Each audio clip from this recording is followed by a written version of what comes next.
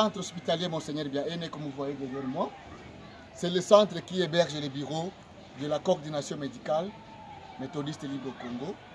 Et notre coordination a 53 structures sanitaires dans le pays, et dont 3 hôpitaux généraux de référence, l'hôpital général de référence de Lundu, l'hôpital général de référence de Minembwe, l'hôpital général de référence de Mikenge. Et nous avons 3 centres hospitaliers, celui de Biaene, de Mshimbaki et de Nakiele. Il y a d'autres qui sont en voie de devenir centres hospitaliers comme Lueba et Bouala. Et nous faisons notre mieux pour soigner la population congolaise, mieux que nous avons tant de difficultés, entre autres la formation des médecins. Tous les médecins, on est autour de 15 médecins dans toutes nos structures, et ces 15 médecins, aucun spécialiste dans aucun domaine.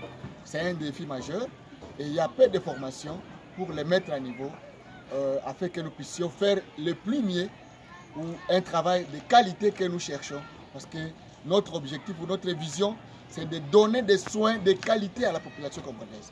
Pour que les gens ne puissent pas aller ailleurs, aller chercher des soins dans d'autres pays, en dehors de notre pays. Nous voulons que tout se passe chez nous avec un équipement adéquat, avec des médicaments essentiels et des spécialités, avec un personnel qualifié qui est à la hauteur de sa tâche. C'est notre vision. Et pour y arriver, nous avons vraiment besoin de ceux qui peuvent nous venir en aide pour que nous ayons des médicaments essentiels afin qu'il n'y ait pas de rupture. Il y a aussi à réhabiliter parce que la guerre a envahi certaines de nos structures. Ici, par exemple, les eaux de ruisseau, par exemple, notre structure ici de Biaene est envahie lors des périodes de pluvieuses. Nous connaissons des problèmes des inondations, par exemple, qui font à ce que l'accessibilité soit faible à ces lieux. Il y a aussi à d'autres endroits où nous avons l'accessibilité difficile à cause des situations de guerre qui font à ce que, donc, d'insécurité, qui font à ce que nous ne puissions pas arriver à tout moment afin de faire des supervisions comme il est prévu de les faire. Nous disons que nous avons besoin de formation.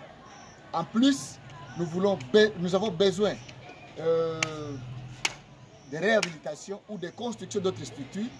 Nous avons besoin de médicaments et matériels adéquats.